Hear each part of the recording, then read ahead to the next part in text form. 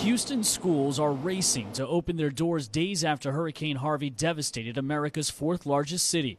This is Forrest Brook Middle School. After a foot of water inundated the entire campus for 4 days, the library unrecognizable, a quarter of its books ruined, the gym floor destroyed, carpet ripped out, 3 feet of drywall torn out. Basically anything that was touched by the water has to go, because we just can't ensure that that'll be safe. Richard Carranza is superintendent of the Houston Independent School District. He's in charge of trying to get 218,000 students in school by September 11th, less than 3 weeks after the storm. We have schools, the 7 schools, that it's even worse.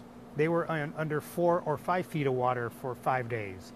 We have one school in our portfolio that, because of the surrounding flooding in that community, we haven't even been able to step foot in that school. Carranza says up to 25,000 students in those worst affected schools will have to temporarily relocate to other schools or multi-purpose buildings, likely till the end of the month.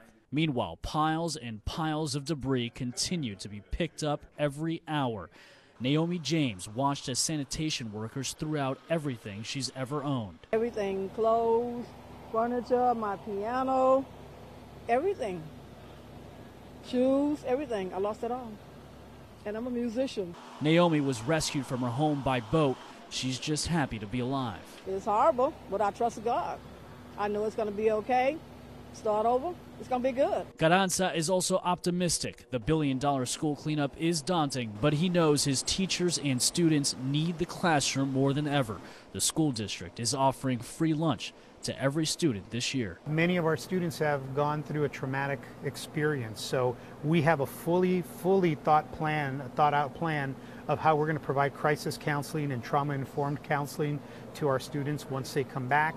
The research is pretty clear that students need to get back into a normal cycle of living. And then once that happens, about 4 to 6 weeks later, you start really seeing the effects of that trauma. So we're ready. We're ready from day one. I have never seen a community rally like this community has rallied. And I mean neighbors helping neighbors, schools helping other schools. So I think this is going to be a little bump in our road this school year. But I think next year at this time, we're going to all look back with a great sense of pride. And a part of returning back to normal is school sports. Here, workers are replacing the wood gym floor at Forrest Brook Middle School. Just another step in the long road to recovery. In Houston, Texas, Bryan Llenas, Fox News.